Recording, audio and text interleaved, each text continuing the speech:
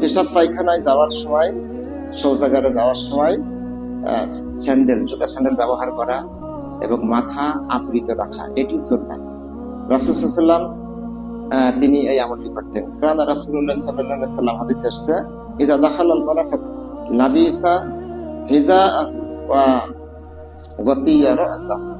আল্লাহর নবী যখন শৌচাগারে যেতেন তখন তিনি জুতা বা স্যান্ডেল পরিধান করতেন এবং মাথাটাকে আবৃত রাখতেন। তার মানে ওখানে তো অনেক জীবাণু থাকে, ওই জীবাণু মাথা আবৃত থাকলে কি হয়, মাথায় যে চুল, এই চুলে এই জীবাণুটা চুলটাকে নিয়ে নেয়। কিন্তু যদি আবৃত থাকে তাহলে আমার চুলটা আমার হেফাজত থাকবে, আর পায়ে স্যান্ডেল থাকলে আমি পাটাও হেফাজত থাকবে। এই বিষয়গুলো আমাদের খেয়াল রাখতে হবে। আরেকটা বিষয় আছে যে পেশাব বা পায়খানা থেকে যখন বেরিয়ে আসবো, তখন বেরিয়ে আসার সময় কোন পা আগে দিতে হবে? ডান পা। ডান পা আগে দিয়ে বাম পাটা পরে। ঢোকার সময় কোন পা আগে? বাম পা। আর বেরোনোর সময় ডান পা। এগুলো আমাদের একটু শিখতে হবে, এগুলো সুন্নাহ। এবং বেরোনোর সময় দোয়া আছে, গুফরানাকা গুফরানাকা আলহামদুলিল্লাহিল্লাযী আযহাব আন্নিল আযা ওয়া আফানি। যদি পুরাটাও না বলতে পারেন, শুধু গুফরানাকাটাও বলবেন, আর পুরাটা মুখস্থ করার চেষ্টা করে নেবেন। এই আদবগুলো আমরা পেশাব পায়খানা যাওয়ার সময় অবশ্যই পালন করার চেষ্টা করব। আবার অনেকের বাড়িতে আছে ছোট ছোট বাচ্চারা আছে, পটে পেশাব করে, পটে পায়খানা করায়, হয়তো রাতে পেশাব করতেছে, পটে জমা করে রাখছে ঘরের মধ্যে। এই কাজগুলো আমরা করবো না। আমরা সঙ্গে সঙ্গে সেই পটের পেশাব গুলা ওয়াশরুমে, বাথরুমে আমরা ঢেলে দিব এবং সেখানে পানি দিয়ে ওটা সরিয়ে ফেলবো। যদি পটে পেশাব থাকে, ঘরের মধ্যে পেশাব থাকে, জমানো পেশাব, হাদিসে এসেছে সেই ঘরের মধ্যে রহমতের ফেরেশতা প্রবেশ করে না, নাউযুবিল্লাহ। কাজেই আমরা এগুলো খেয়াল রাখবো। অথবা অনেক সময় আছে ছোট ছোট বাচ্চারা পেশাব করে, কাঁথায় পেশাব থাকে, সেই পেশাব হলো কাঁথাটা ঘরের মধ্যে রাখা হয়, ঘরের মধ্যে একটা দুর্গন্ধ থাকে, দুর্গন্ধ হয়। এগুলো মা বোনদেরকে আমরা বলবো, আমরা নিজেরা একটু খেয়াল রাখবো যেন ওইগুলা ঘরের মধ্যে না রাখা হয়, ওগুলা নির্দিষ্ট একটা জায়গায় বাইরে কোথাও আমরা ওগুলা রাখবো, যেন ঘরটা পরিষ্কার থাকে, পরিচ্ছন্ন থাকে, সেখানে যেন রহমতের ফেরেশতা আসা যাওয়া করতে পারে। সেই পরিবেশটা আমরা অবশ্যই তৈরি করে দেবো ইনশাআল্লাহ। পেশাবের ছিটা থেকে সতর্ক থাকা খুবই গুরুত্বপূর্ণ একটি বিষয়। পেশাবের ছিটা, হয়তো শক্ত মাটিতে পেশাব করতেছেন, কোথাও বসে পেশাব করতেছেন, ছিটা এসে যদি লাগে, সেটা তো এত ছোট্ট একটা বিষয় যে দেখা যায় না, অনেক সময় দেখা যায়, এর থেকে সতর্ক থাকতে হবে। রাসূল সাল্লাল্লাহু আলাইহি ওয়াসাল্লাম তিনি কবরস্থানের পাশ দিয়ে হাঁটছিলেন, একটি কবরের পাশে দাঁড়িয়ে তিনি সাহাবাদের বললেন যে এই কবরে আযাব হচ্ছে, তবে বড় কোনো কারণে নাই, আযাব হচ্ছে পেশাব থেকে নিজেকে সতর্ক থাকতে হবে, হেফাজত করতে হবে, এই জন্য এই কবরে আযাব হচ্ছে। তাহলে কবরে আযাবের অন্যতম একটি কারণ হচ্ছে পেশাব থেকে নিজেকে সতর্ক না রাখা। এর জন্য আমরা যখন পেশাব করবো অবশ্যই খেয়াল রাখতে হবে পেশাবের ছিটা যেন কোনো রকমের গায়ে না আসে, সেদিকটা খেয়াল রাখা। সেজন্য বাতাস পড়ছে, বাতাসের মুখে যদি পেশাব করেন, বাতাস তো টেনে নিয়ে আপনার গায়ে পেশাবের নিচে যাবে, এদিকটা খেয়াল রাখতে হবে। মলমূত্র ত্যাগের পর টিলা পলক ব্যবহার করা, পানি ব্যবহার করার বিষয় তো আমি আগেই বলছি। তো এই সমস্ত বিষয়গুলো আমাদের অবশ্যই খেয়াল রাখতে হবে। পেশাব পায়খানায় যাওয়ার ক্ষেত্রে যে আদবগুলোর কথা বললাম, যে অভ্যাসগুলোর কথা বললাম, যে সুন্নাহর কথাগুলো বললাম, আমরা এগুলা পালন করার চেষ্টা করবো। আল্লাহ তাআলার কাছে তৌফিক কামনা করি, আল্লাহ তাআলা যেন আমাদের সকলকে এর উপর আমল করার তৌফিক দান করে, আমিন। প্রিয় উপস্থিতি, এর মধ্য দিয়ে কিন্তু পবিত্রতা অর্জিত হয়। আমাদের মধ্যে অনেক ভাই আছে যাদেরকে নামাজের আহ্বান দিলে, নামাজের কথা বললে বলে কি আমার লুঙ্গি ঠিক নাই, বলে কি না? অনেকেই বলে যে আমার লুঙ্গি ঠিক নাই। তার মানে কি? সে পেশাব করে পানিও নাই না, কুলুকও নাই। তো এই হচ্ছে আমার মুসলমান। তো এরকম মুসলমান আমরা হতে চাই না। আমাদের সবসময় পবিত্রতা মধ্যে দিয়ে থাকতে হবে, পরিচ্ছন্নতার মধ্যে দিয়ে থাকতে হবে। যারা পবিত্র হয়ে থাকে, পবিত্রতাকে যারা ভালোবাসে, আল্লাহ তাআলা তাদেরকে ভালোবাসেন। সুবহানাল্লাহ। সূরা বাকারার 222 নম্বর আয়াতে কারিমায় আল্লাহ তাআলা বলতেছেন, ইন্নাল্লাহা ইউহিব্বুত তাওয়াবিনা ওয়া ইউহিব্বুল মুতাতাহহিরিন। নিশ্চয়ই আল্লাহ তাআলা তওবাকারীদের এবং পবিত্রতা অর্জনকারীদেরকে ভালোবাসেন। সুবহানাল্লাহ। সূরা আত-তাওবার 108 নম্বর আয়াতে কারিমা আল্লাহ তাআলা বলতেছেন, ফীহি রিজালুন ইউহিব্বুনা আইয়াতাতাহহারু ওয়াল্লাহু ইউহিব্বুল মুত্তাহিরিন। সেখানে এমন লোক থাকে, অর্থাৎ মসজিদে এমন লোক থাকে যারা পবিত্রতাকে ভালোবাসে, আর আল্লাহ তাআলা পবিত্রতা অর্জনকারীদেরকে ভালোবাসে। হাদিস শরীফে আসছে, আত-তুহুরু শাতরুল ঈমান, আত-তুহুরু শাতরুল ঈমান, পবিত্রতা হচ্ছে ঈমানের অর্ধাংশ। সুবহানাল্লাহ। ঈমানের অর্ধাংশ আল্লাহ নবী ঘোষণা দিচ্ছেন পবিত্রতা। অথচ আমি মুসলিম, আমি বলি যে ভাই আমার নবী ঠিক নাই, আমি বলি ভাই আমার কাপড় ঠিক নাই, অথচ আমি বলি যে আমি মুসলিম, আমি ঈমানদার। তাহলে আমার ঈমানটা কতখানি আছে? রাসূল সাল্লাল্লাহু আলাইহি ওয়াসাল্লাম বলতেছেন, আত-তুহুরু শাতরুল ঈমান, পবিত্রতা হচ্ছে ঈমানের অর্ধাংশ। কাজেই এই বিষয়গুলো আমাদের অবশ্যই খেয়াল রাখতে হবে, গুরুত্বের সঙ্গে আমাদেরকে এই অভ্যাসগুলো আমাদের মধ্যে জারি রাখতে হবে। পবিত্রতা অর্জনের মাধ্যম হচ্ছে ওযু, গোসল। এর মাধ্যমে আমরা পবিত্রতা অর্জন করে থাকি। তো গোসল ফরজ হয়ে গেলে অবশ্যই গোসল না করলে, ওযু করলে পবিত্রতা অর্জিত হবে না। যে সকল কারণে গোসল ফরজ হয় সেগুলো আমাদের একটু জানা দরকার। স্বামী স্ত্রী যদি সহবাস করে তাহলে গোসল করা ফরজ হয়ে যায়। এক্ষেত্রে গোসল বাদে শুধু ওযু করলে কি পবিত্রতা অর্জিত হবে? হবে না। মেয়েদের মাসিক পিরিয়ড বন্ধ হলে তাহলেও তাদের উপরে গোসল করাটা কি হয়ে যায়? ফরজ হয়ে যায়। এরপরে সন্তান প্রসবের পর যে রক্তপাত সেটি বন্ধ হলে তখন গোসল করা ফরজ হয়ে যায়। পবিত্রতা অর্জন করার ক্ষেত্রে গোসলটা ফরজ করে নিয়ে পবিত্রতা অর্জিত হয়।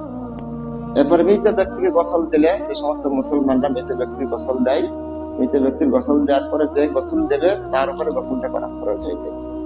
কোন অমুসলিম ইসলাম গ্রহণ করলে, ইসলাম গ্রহণ করার পর তার উপরে গোসল করা ফরজ হয়। এই সমস্ত কারণে গোসল করা ফরজ হয়। তো এই গোসল যখন ফরজ হয়ে যায় তখন অবশ্যই গোসলটা করতে হবে। গোসলের ফরজ হচ্ছে 3টা। গোসলের ফরজ কয়টা? 3টা। ভালোভাবে কুলি করা, গড়গড়ার সাথে গড়গড়া করে কুলি করা।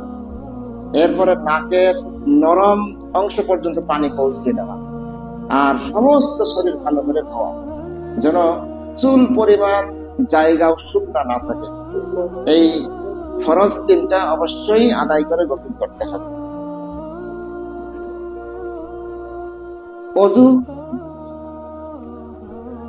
ওযু করাটাও হচ্ছে পবিত্রতার একটি মাধ্যম। যদি গোসল ফরজ না থাকে, নামাজের ক্ষেত্রে ওযু না থাকলে অবশ্যই ওযু করে নিতে হবে।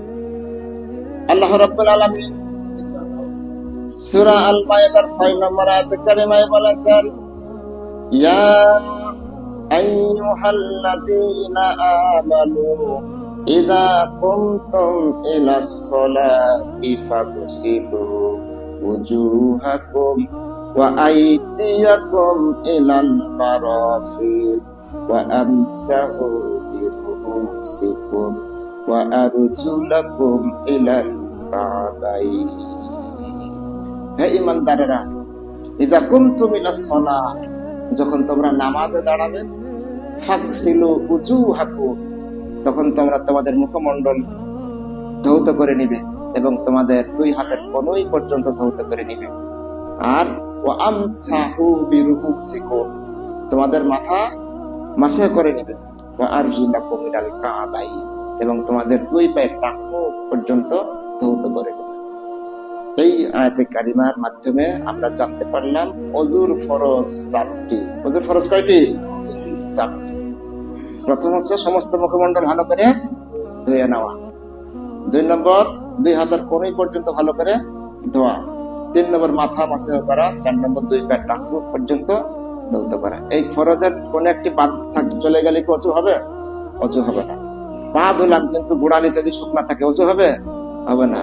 মুখ ধুলাম কিন্তু সমস্ত মুখমণ্ডল ধুলাম না, এমন করে ধুলাম যে এই কানের দিকে শুকনো থাকলো, এই পাশে শুকনো থাকলো, তাহলে কিন্তু ওযু হবে না। ওযুর ক্ষেত্রে এই ফরজ গুলো অবশ্যই পরিপূর্ণভাবে আদায় করতে হবে। এবার সুন্নত কিছু নিয়ম আছে, সেগুলা আদায় করলে আমরা অতিরিক্ত সওয়াব পাবো। কিন্তু ফরজ গুলো অবশ্যই যেন বাদ না চলে যায়, এই বিষয়টা আমাদের খেয়াল রাখতে হবে। তার কারণ হাদিসে আসছে লা তুকবালু সালাতান বিগাইরি তুহুর ওয়ালা সাদাকাতিন বুলুদ, পবিত্রতা ছাড়া নামাজ কবুল হয় না, ওযু ছাড়া নামাজ কবুল হয় না, এবং হারাম উপার্জিত সদকা কবুল হয় না।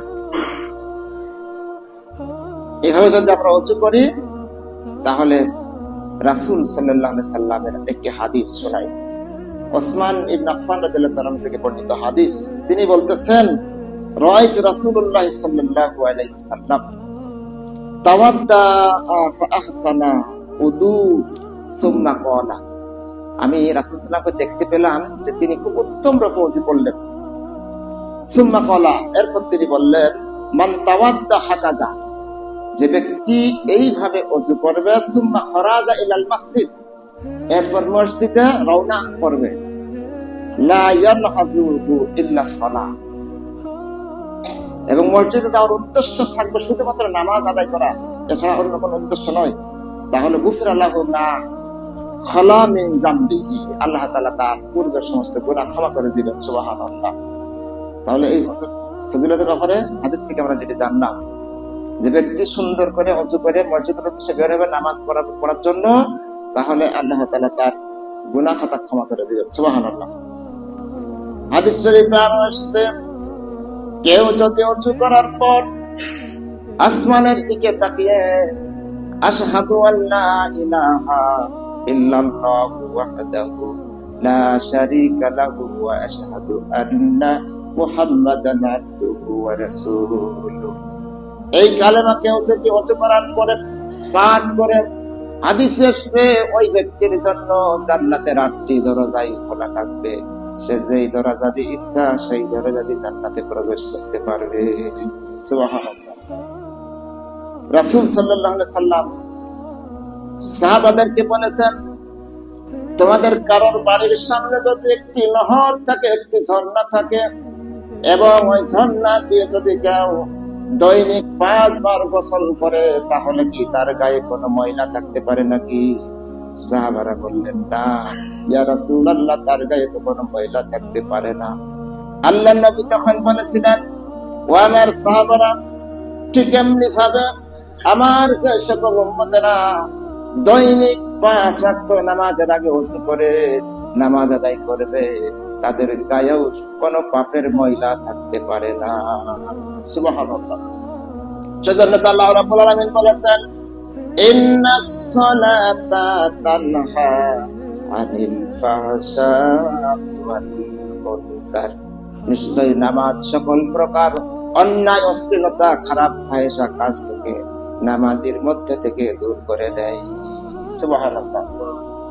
কাজেই এই যে ওযুর কত ফজিলত, ওযু করার পরে নামাজ আদায় করা কত ফজিলত, এগুলা নিতে হলে এর উপরে আমাদের আমল করতে হবে। আল্লাহর নবী মেরাজে গিয়েছিলেন, মেরাজ থেকে ফিরে এসে বেলাল রাদিয়াল্লাহু তাআলা আনহুকে জিজ্ঞাসা করলেন, ও বেলাল, তুমি এমন কি আমল করো আমাকে শোনাও। আমি যখন মেরাজে জান্নাতে ভ্রমণ করেছিলাম, তখন আমার আগে আগে আমি তোমার জুতার আওয়াজ শুনতে পাচ্ছিলাম, তুমি এমন কি আমল করো আমারে শোনাও। বেলাল রাদিয়াল্লাহু তাআলা আনহু বললেন, ইয়া রাসূলুল্লাহ, আমি তো উল্লেখযোগ্য এমন কোন আমল তো করি না, তবে একটি আমল করি, সেটি হলো আমার যখনই ওযু ভেঙে যায়, ওযু ছুটে যায়, তখনই আমি ওযু করে নিই এবং 2 রাকাত নফল নামাজ আদায় করে নিই। এই জন্য আল্লাহ তাআলা কত সম্মানিত করেছেন। আল্লাহ নবী জান্নাতে যাই বেলালের পায়ের শব্দ শুনতে পাচ্ছিলেন। সুবহানাল্লাহ। এই ছোট্ট একটি আমলের কারণে ওযু ভেঙে গেলে ওযু করতেন এবং 2 রাকাত নফল নামাজ আদায় করতেন। আমরা এই আমলগুলো করার চেষ্টা করব। আমাকে সহ আপনাদের সকলকে তৌফিক দান করে আল্লাহ তাআলা। আমিন। এরপরে ওযু যখন হয়ে যাবে, ওযু হয়ে যাওয়ার পরে আমরা নামাজ আদায় করতে আসবো কোথায়? আল্লাহর ঘর মসজিদে। কোথায় আসবো? আল্লাহর ঘর মসজিদে। না বাসায় একাকি পড়বো? বাসায় একাকি পাই, মসজিদে চলে আসতে হবে। তো যখন আমরা ওযু করে মসজিদে আসবো, মসজিদে কিভাবে আসবো আল্লাহ তাআলা সেই ব্যাপারে তিনি বলতেছেন সূরা আরাফের 31 নম্বর আয়াতে কারিমা। আল্লাহ রাব্বুল আলামিন বলতেছেন, ইয়া বানি আদম খুলু জিনাতাকুম ইনদা কুল্লি মাসজিদিন ফাকুলু ওয়াশরাবু ওয়ালা তুসরিফু ইন্নাহু লা ইউহিব্বুল মুসরিফিন। ইয়া বানি আদম, হে আদম সন্তানেরা, খুযু জিনাতাকুম, তোমরা তোমাদের সুন্দর পোশাক পরিধান করো, উত্তম পোশাক পরিধান করো, ইনদা কুল্লি মাসজিদ, সকল নামাজের সময়, প্রত্যেক নামাজের সময় সুন্দর পোশাক পরিধান করতে বলতেছেন কে? আল্লাহ তাআলা আদম সন্তানকে বলতেছেন যে খুযু জিনাতাকুম, তোমাদের সুন্দর পোশাক তোমরা গ্রহণ করো প্রত্যেক নামাজের সময়। ওয়াকুলু, তোমরা খাও, ওয়াশরাবু, পান করো, ওয়ালা তুসরিফু, অপচয় করো না, নিশ্চয় ওই আল্লাহ তাআলা অপচয়কারীদের পছন্দ করেন না। তাহলে এই আয়াত কারিমা থেকে আমরা বুঝতে পারলাম সরাসরি হুকুম দিচ্ছেন কে? আল্লাহ নবীও নাই, আল্লাহ তাআলা বলতেছেন যে তোমরা যখন মসজিদে আসবে নামাজের সময় উত্তম পোশাক পরিধান করে আসবে, সুন্দর পোশাক পরিধান করে আসবে, হুকুম দিচ্ছেন আল্লাহ তাআলা। তার কারণ মসজিদে যখন আমরা আসি, আমরা যখন নামাজে দাঁড়াই, কাকে সামনে করে দাঁড়াই? যারা বলেন কাকে সামনে করে দাঁড়াই? আল্লাহ তাআলার সামনে আমরা দাঁড়িয়ে যাই। তো আল্লাহর সামনে দাঁড়িয়ে যাই যখন, তখন যদি এলোমেলো পোশাক পরি, অগোছালো অবস্থায় আসি, তাহলে সেটা কি মানাই? সেটা মানাই না। এর আগেও তো আমি বলছিলাম একটি কথা, যে মনে করেন যে আমাদের বাংলাদেশের প্রধান উপদেষ্টা ডক্টর ইউনূস আপনাকে ডাকছে, আপনি তখন যখন যাবেন ওর কাছে, কি জানাজানা পোশাক পরে যাবেন? যারা চুপ করে আছেন মনে যাবেন ওইভাবে নাকি? যাবেন জানাজানা পোশাক পরে যাবেন? কেউ কি যাবে? যাবে কে? পাগল যে কথা বলেন, যে পাগল সে যাবে, কিন্তু যার জ্ঞান আছে, বিবেক আছে, সে কি যাবে? সে যাবে কিভাবে? তার সাধ্যের মধ্যে সবচেয়ে ভালো যে পোশাক সেটাই করে যাবে, না থাকলে মানুষের কাছে ধার করবে নাকি? এরকম ধার করবে। তো এরকম তাহলে ডক্টর ইউনূসের চাইতে আল্লাহর সম্মান মর্যাদা কম না বেশি? তুলনা করা যাবে? তুলনা করলে তো ইমানের ঘাটতি দেখা দেবে, কথা বলেন ঠিক কিনা? তো সেই আল্লাহর সামনে আমি দাঁড়াতে যাচ্ছি, অথচ বুকের কি বোতাম খোলা? বুকের কি খোলা? বুকের বোতাম এমন করে খোলা যে বুকের ভিতরে লোম কয়টা আছে দেখা যাচ্ছে। হাই রে, কি আমার বিশ্বাস, কি আমার আকীদা, আমি আমি কার সামনে দাঁড়াচ্ছি এই অনুভূতিটাই আমার মধ্যে নাই। সেজন্য এই বিষয়গুলো আমাদের চিন্তা করা দরকার, ভাবা দরকার, অনুভূতিতে নিয়ে আসা দরকার। সেই মালিক তিনি বলতেছেন, ও আদম সন্তানেরা, যখন নামাজের সময়, প্রত্যেক নামাজের সময় তোমরা সুন্দর পোশাক পরিধান করো, এমন পোশাক যে পোশাকের মধ্যে শালীনতা আছে। পোশাক পরে মানুষ শালীনতা রক্ষার জন্য, ইজ্জত আবরু ঢাকার জন্য। এমন টাইট পোশাক পরা যাবে না যে আবার ইজ্জত আবরু কোথায় কি আছে সব পরিস্ফুটিত হয়ে যাচ্ছে, দেখা যাচ্ছে। তাহলে কি হবে? তাহলে কিন্তু সেটি হলো না। এমন টাইট কোট প্যান্ট যে আমি যখন সিজদায় যাচ্ছি পিছন দিক থেকে সব কি অবস্থা খারাপ, এটিও কিন্তু শালীনতা নাই। এর মধ্যে কোনো শালীনতা নাই। ঢিলা ঢালা পোশাক, যেন আমার ইজ্জত আবরুটাও ঢাকা থাকে, এই বিষয়টা অবশ্যই খেয়াল রাখতে হবে। সেজন্য আমাদের উচিত হবে মসজিদে যখন আমরা আসবো অবশ্যই পরিপাটি হয়ে আসবো, সুন্দর ভাবে আসবো, সুন্দর পোশাক পরবো এবং শালীন ভাবে আমরা থাকবো। আমাদের অনুভূতিতে এটি সবসময় জাগ্রত রাখতে হবে যে আমি আমার সেই মালিকের সামনে দাঁড়িয়ে গেছি, আমার মালিকের সঙ্গে কথা বলতেছি, আমার মালিক আমার সঙ্গে কথা বলতেছে। সুবহানাল্লাহ, সুবহানাল্লাহ। তার কারণ হাদিস শরীফে এসেছে, হাদিসে কুদসিতে এসেছে, আল্লাহ রাব্বুল আলামিন তিনি বলেছেন, বান্দা যখন নামাজে দাঁড়িয়ে সূরা ফাতিহা তেলাওয়াত করে, তখন বান্দার তেলাওয়াতের জবাবে আমি আল্লাহ তাআলা শেয়ার করি। বান্দা যখন বলে আলহামদুলিল্লাহি রাব্বিল আলামিন, আমরা নামাজে বলি না আলহামদুলিল্লাহি রাব্বিল আলামিন, বান্দা যখন আমার প্রশংসা করে নামাজে দাঁড়িয়ে সূরা ফাতিহার প্রথম আয়াত তেলাওয়াত করে দেয়, তখন আমি আল্লাহ তাআলা আমার বান্দার এই তেলাওয়াতের জবাবে আমিও বলে দিই হামিদানি আব্দি। আল্লাহ বলতেছে, আমি তখন বলি হামিদানি আব্দি। তাহলে এটা শোনার কান থাকতে হবে আমাদের। হামিদানি আব্দি এই কথা বলে কে? আমরা বলি আলহামদুলিল্লাহি রাব্বিল আলামিন, আর আল্লাহ বলতেছে হামিদানি আব্দি। অর্থ হচ্ছে আমার গোলাম আমার প্রশংসা করলো। হামিদানি মানে আমার প্রশংসা করলো, আব্দি আমার গোলাম। তাহলে আমার গোলাম আমার প্রশংসা করলো, এই কথা বলছে কে? আল্লাহ। তাহলে আমি বলছি, আবার আমার কথার উত্তর দিচ্ছে কে? আল্লাহ। এরকম কথোপকথন চলতেছে সরাসরি। এই জন্য বলতেছে আসসালাতু বিরাসুল মুমিনিন, আল্লাহর নবী এই দুনিয়া থেকে আরশে আজিমে মেরাজ করেছিলেন। সেখানে যে আল্লাহর সঙ্গে কথোপকথন করেছিলেন, সেখান থেকে আল্লাহর পক্ষ থেকে যে হাদিয়া নামাজ নিয়ে আসছিলেন, সেই নামাজ বান্দার উম্মতদের জন্য মেরাজ হিসাবে কাজ করতেছে।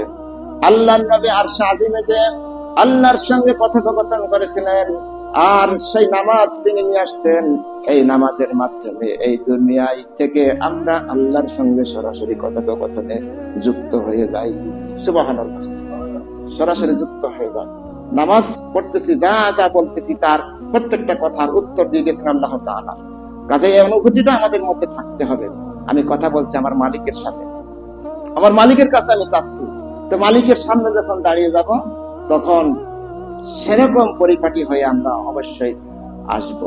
যেন কোন রকমের দুর্গন্ধ, কোন রকমের অপরিচ্ছন্ন এগুলা যেন আমাদের মধ্যে না থাকে। আমরা পরিবেশটা সুন্দর রাখবো ইনশাআল্লাহ। আল্লাহ তাআলা আমাদের তৌফিক দান করুক। আমিন। ওয়া আখিরু দাওয়ানা আলহামদুলিল্লাহি রাব্বিল আলামিন।